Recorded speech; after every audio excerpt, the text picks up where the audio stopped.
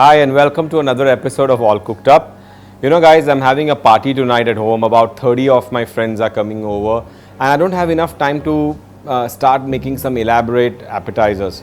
So the easiest, simplest and the tastiest appetizer that I could come up with in such a short notice are some bruschettas. So I'm going to show you today on All Cooked Up how to make some interesting, delicious and quick to assemble bruschettas.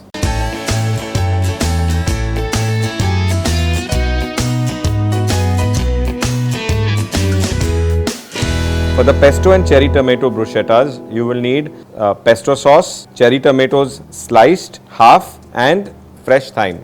For the caramelized onion and roasted pepper bruschettas, you will need onions, sliced bell peppers, red, yellow and green, some rosemary and olive oil, salt and pepper and red wine vinegar. For the mushroom bruschetta, you will need button mushrooms sliced, or you can use any kind of mushrooms, pepper, salt, olive oil and red wine vinegar. Toasted sliced baguette for the bruschetta base. Now the beauty about bruschettas is that there are no rules. You can do what you think is right, and bruschetta is basically a piling up of little toast slices of bread, and that's how bruschetta is basically made. You can go innovative. What I'm doing here is I am taking some thyme and I'm going to fry it in some oil, and I'm going to add some pepper to it. A pinch of salt. You can also add some sliced garlic, crushed garlic to this to give it a little more garlicky taste. But I think the pesto, which is going to be the base of this bruschetta, already has garlic, so I'm not adding more garlic. To this I'm adding the cherry tomatoes. Now we're going to let the cherry tomatoes cook along with the pepper and the thyme till it becomes a little soft. As you see, the skin of these cherry tomatoes starts crinkling up. You know that these are ready and you can take them off the heat. And along with all the juices, the thyme, the oil, just collect it into one little bowl and put it aside. I'm going to show you how to make the toppings first, and then we will get into the assembling bit of it. For the second topping, we're going to start off with caramelizing the onions. So in this we'll take olive oil. We'll need more oil in this, and once it's ready, I'm going to add the onions to it. You can also add just a hint of maple syrup to give it the color and a little bit of sweetness. But onions have its own sweetness, so you don't really need to add more on top. But hey, if you like sweet, you just add a tinge of maple syrup. I am adding just a hint of wine vinegar to give it a little color. Some salt, and let these brown, let them sweat a bit. I think these onions are ready, a bit well done though, but they are ready, and I'm going to take them off the heat and put them away. Peppers, again take olive oil. First start with the peppers. This by peppers now I mean the black peppers. Let them fry a bit, heat up in the oil so that it release all its flavors. And then, when you think it's hot enough, add your peppers. Some salt.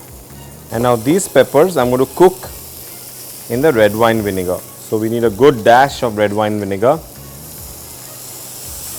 And these now we're going to just let them sweat in the red wine vinegar as it absorbs all of its flavors.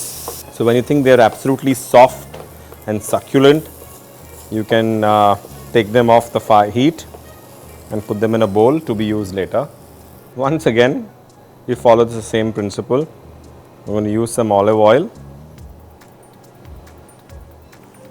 and we're going to take some rosemary and let it heat up in the oil so it releases all its juices. Now you can play along with the different herbs. You can use basil instead of rosemary. There's just no rule to a bruschetta. I'm adding my mushrooms. Once again, a dash to